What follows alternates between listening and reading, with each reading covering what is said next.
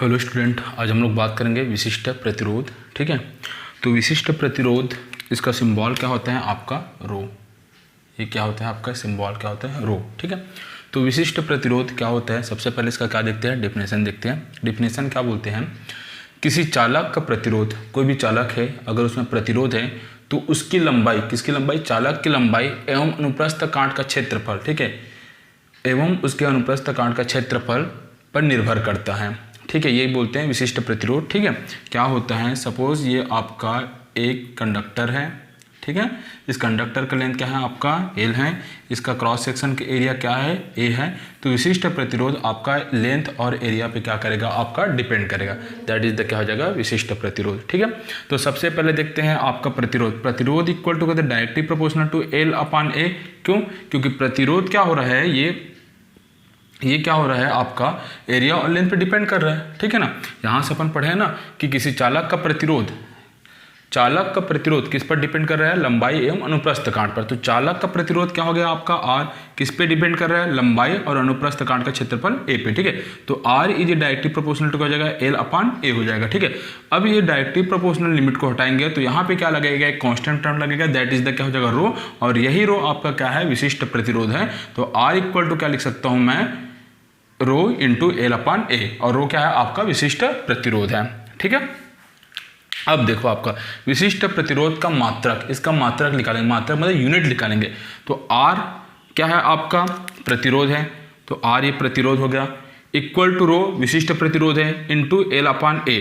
मुझे क्या find out करना है, इस विशिष्ट प्रतिरोध का मात्रक फाइंड आउट करना है। तो रो इक्वल टू मैं क्या लिख सकता हूँ, R, इसको क्रॉस मल्टीपल कर दिया तो R इंटू A, RA हो जाएगा, और ये नीचे आएगा तो क्या हो जाएगा L, तो RA into RA divided by L equal to क्या हो जाएगा रो। ये क्या होगा आपका विशिष्ट प्रतिरोध। ठीक है, R प्रतिरोध का यूनिट क्या होता है, ओम। किससे मेजर करते हैं, ओम।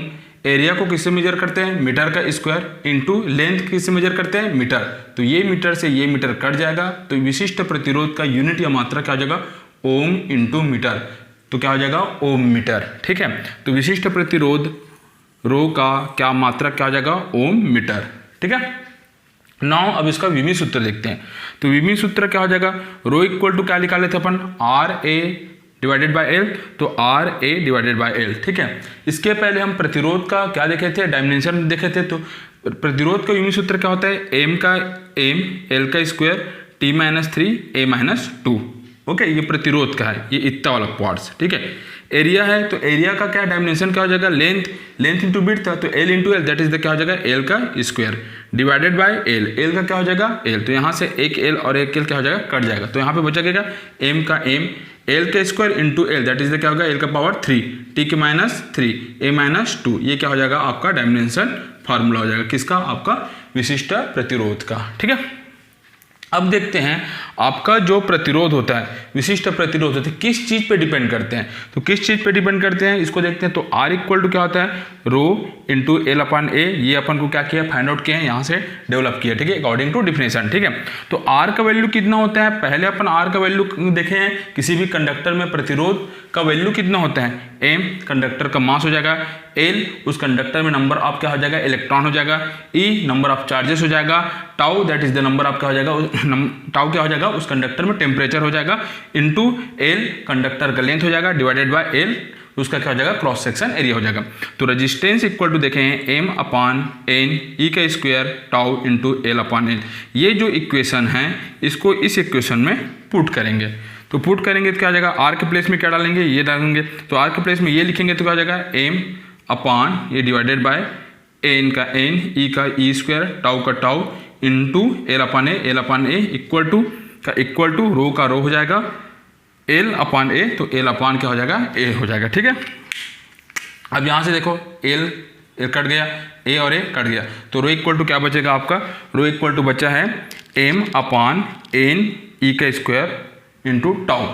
ठीक है, अब इसी फार्मूला से या इसी इक्वेशन से अपन देखते हैं, क्या देखते हैं, जो चालक है, जो रो है आपका विशिष्ट प्रतिरोध है, किस पर डिपेंड करेगा, तो किस पर डिपेंड कर रहा है, ठीक है, आपका मास पर डिपेंड कर रहा है। किसी भी कंडक्टर के मास बढ़ेगा उसका प्रतिरोध क्या हो जाएगा, बढ़ जाएगा।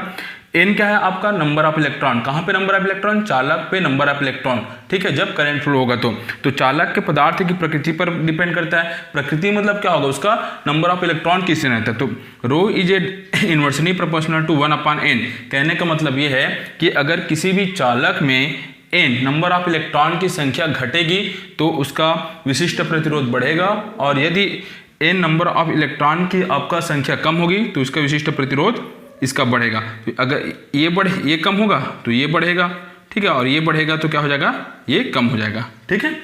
सेकंड क्या होता है, चालक के ताप पर। चालक के ताप मतलब क्या हो जाएगा, टाउ, तो rho is a directly inversely proportional to 1/टाउ हो जाएगा, ठीक है।